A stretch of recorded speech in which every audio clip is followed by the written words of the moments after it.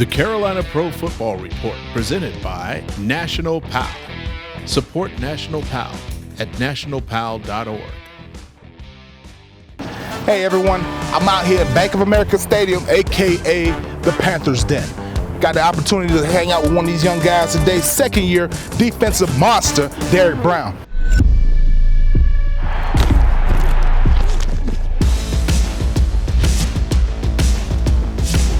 Talk to us about the week 1 victory. You guys came out with 6 sacks, kind of stepped out of obscurity, and how that manifested itself on the field this past weekend. When we got to go into camp, it was about, building a foundation for how we're going to be able to play this year. And it was big for us to be able to go to camp and, actually be able to get this chemistry together this year, you know what I'm saying? Instead of everybody going home at the end of the day, staying, getting that extra, figure out how we're going to gel together, especially for us as a defensive line, it was big for us. So, now even the dedication the guys showing, man, we staying after doing all this extra stuff because, we want to see a difference from last year. First things first, let me break the news. I don't really even got a name to prove. Afraid of who? Fear ain't part of my composure. And this right here is for the culture. Coach Rule talked about defense being all about trust and accountability. Talk to us about how Shaq and JC hold you accountable as a defensive lineman. He'll tell you, me and Shaq, we bump heads sometimes, but it's all love. But, he's a leader of the defense, so, when we talk, we listen. So, when we get to sit down, if I get reached, he'll tell me immediately. Him and JC both, they'll let me know immediately. When we talking about leaders, I try to step up and be one. I know Daquan Jones, he's our oldest guy in the room right now. He's our vet. Morgan Fox, Brian Burns, we call him a linebacker now. He like to go with the linebackers and eat. They talk coverage, but those guys, they, when they speak, you listen. So when it comes time for us to be able to have each other's back, that's what we're doing. Careful not to get too close, I might just go.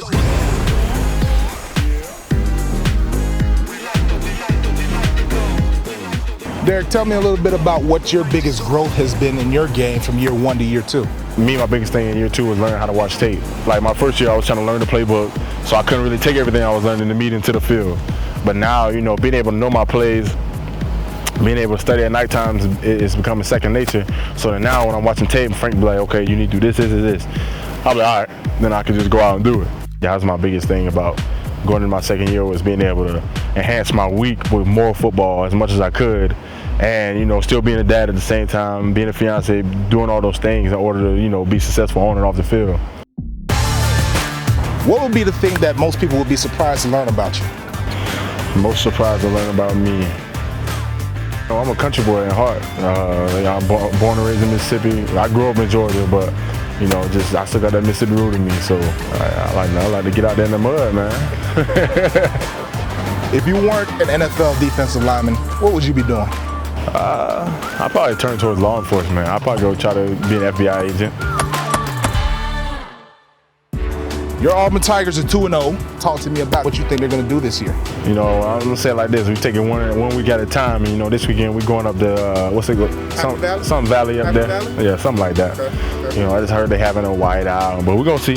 You know what I'm saying? I got my Tigers all the way. Okay. All the way. Never doubting, never, ever. They might even take care of them Hawkeyes since we talking. Don't be surprised you sneak around and you see the boys in the dome in December.